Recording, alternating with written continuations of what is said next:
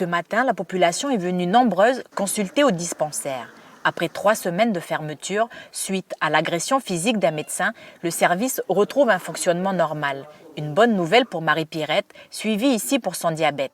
C'est le comportement des gens qui font que c'est des gens qui ne comprennent pas que voilà, le médecin c'est fait pour, c'est pas pour, voilà.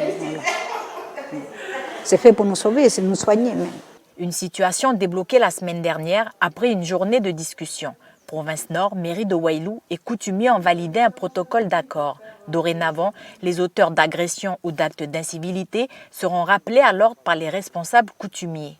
C'est de notre ressort à nous de faire attention à tout ça parce que nous avons des bâtiments comme ça qui sont là et si demain ça risque de fermer, eh ben, ça fait loin, Pointe-du-Mier, Bourail et tout ça. Voilà. Et surtout pour nos vieux à nous. Le dispensaire reste un lieu à sanctuariser pour garantir un service public. Les soignants, eux, ne supportent plus les agressions. Sentiments d'insécurité et violence au travail impactent le fonctionnement des établissements.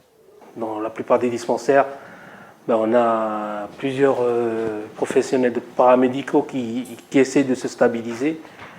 Mais voilà, les médecins, la plupart du temps, ils ne restent pas longtemps. Le dispensaire fonctionne cette semaine avec 2 médecins intérimaires. Un nouveau médecin devrait prendre ses fonctions la semaine prochaine. Son contrat est prévu pour une durée de 3 mois. Je demanderais simplement à la population et au chef surtout, à la chefferie, de veiller à ce qu'il y ait un respect vis-à-vis du personnel soignant. Nous sommes venus ici, nous sommes ici même pour soigner les gens. Ce n'est pas pour y chercher les conflits ou instaurer je ne sais pas quoi. Nous sommes venus, c'est pour vous être utiles. À l'avenir, des caméras de vidéosurveillance seront installées et le service d'agents de sécurité devrait se renforcer. Le président du Congrès a plusieurs rôles. Dès sa prise de fonction, il devient d'abord l'employeur de l'administration. La composition du personnel administratif du Congrès dépend entièrement de lui. Aujourd'hui, l'équipe administrative compte 67 agents. Ces agents veillent à la communication et à la rédaction des demandes émanant des élus. Toutefois, le management des équipes appartient au secrétariat général. Le président du Congrès est aussi en quelque sorte un chef d'orchestre. Tous les mois, il propose au président des groupes politiques composant le Congrès les prochains dossiers à traiter, comme par exemple des projets de loi du pays ou des délibérations. Ensemble, ils établissent le calendrier des travaux du Congrès pour le mois. C'est la conférence des présidents. Enfin, comme son nom l'indique, le président préside et dirige les séances. Il ouvre, suspend et clôt les séances à sa guise, il distribue les temps de parole aux 54 conseillers de la Nouvelle-Calédonie et il est aussi amené à faire la police au sein de l'Assemblée. Ainsi, il peut expulser un des membres du Congrès si celui-ci trouble l'ordre. Le président jouit aussi d'un atout dans certaines situations. En effet, si au cours d'une séance, il y a le même nombre de votes pour et contre, la voix du président est prépondérante.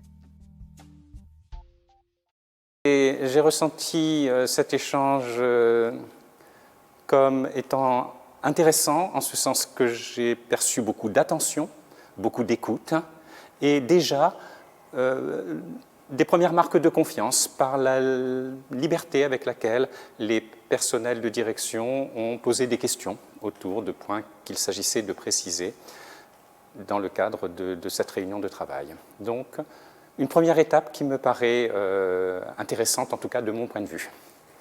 C'était important pour me présenter, c'était important pour qu'ils connaissent les intentions qui étaient les miennes, intention de travail avec eux, travail dans la confiance, travail dans la cohérence. Et aussi, c'était important pour moi parce que nous initialisons dès maintenant le processus de préparation de la rentrée 2020.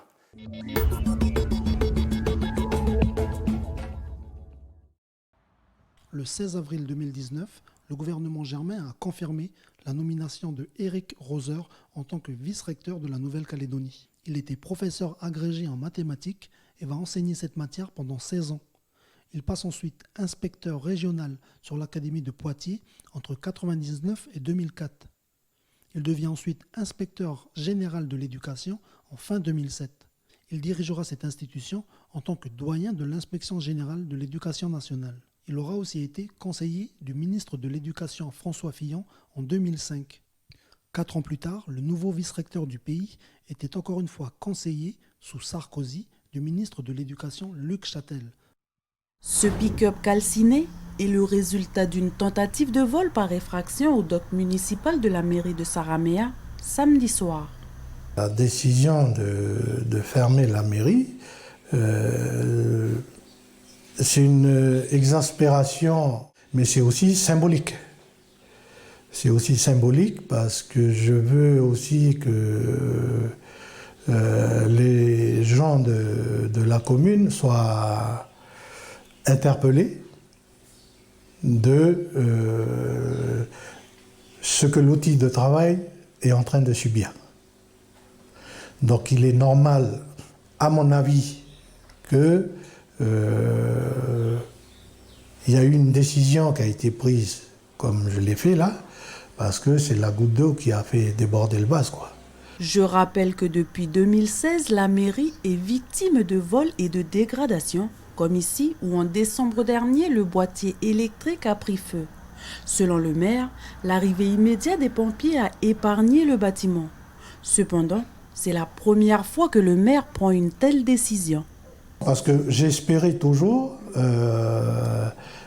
faire des choses avec les jeunes, avec la population, et que tout le monde soit satisfait du travail qu'on fait. Mais bon, malgré tout ça, on a encore des choses à travailler. C'est pour ça que je voulais qu'on se voit ensemble avec la population pour que l'on puisse trouver ensemble une solution. Une réunion publique est prévue demain à 14h à la mairie, en présence des autorités coutumières et de la gendarmerie.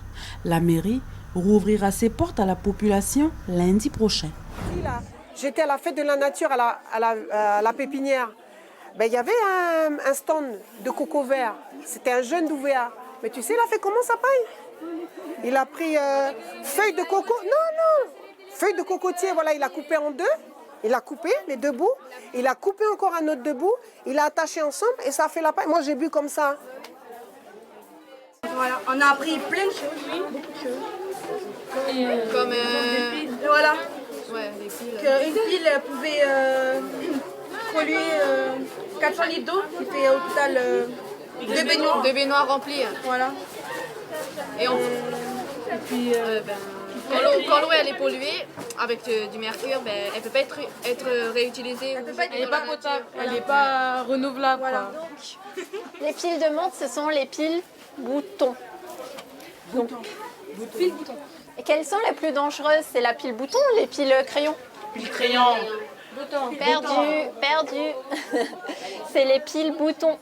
Tout simplement parce que dans les piles boutons, il y a des matières, des métaux lourds, donc comme le mercure par exemple, qui sont toxiques. On a trouvé que l'école doit être cet espace, notamment pour sensibiliser nos élèves à l'environnement.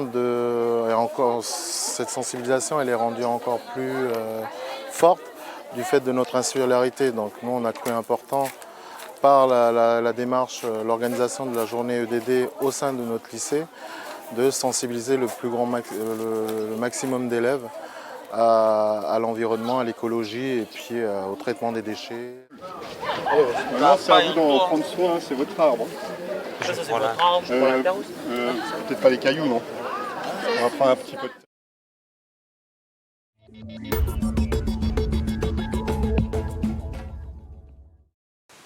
En fait, toutes les espèces qu'on va utiliser, c'est des espèces qui sont déjà présentes dans la lisière ou qui sont spontanées, quoi. Les bancouliers, les ficus. Nous sommes au captage d'eau à la tribu de Newa à Wailou.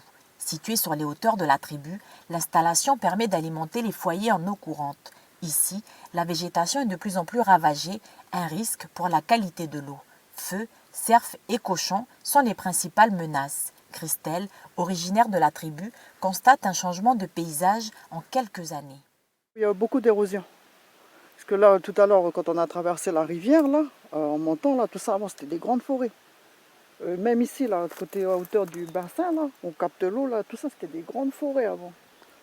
Depuis quelques mois, la reconquête de la biodiversité est lancée sur Wailou. La collectivité invite la population à y participer au travers de réunions d'information et de concertation.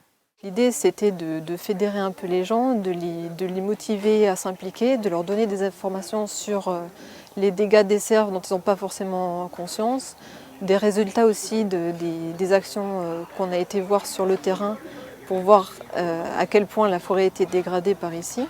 Et voilà, lancer des idées qui vont leur permettre ensuite de discuter entre eux pour pouvoir élaborer tous ensemble un programme concret. Le constat est lourd, des forêts entières disparaissent et des écosystèmes sont de plus en plus menacés.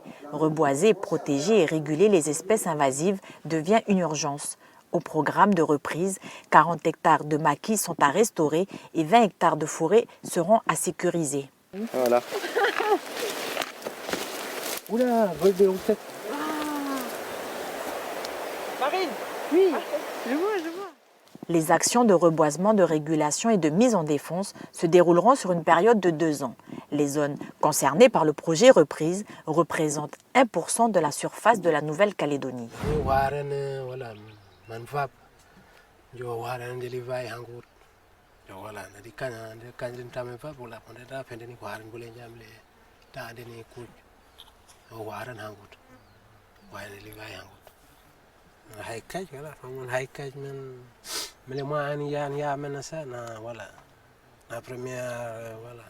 La première nouveau parcours voilà on a le profiter voilà tout le monde de l'injali voilà andora tamesa andora kamwani na tamesa kwenu tamende ni njua kwa lire wala na hali manyanji man kalondele na mwayende na mwayele kwa tunjua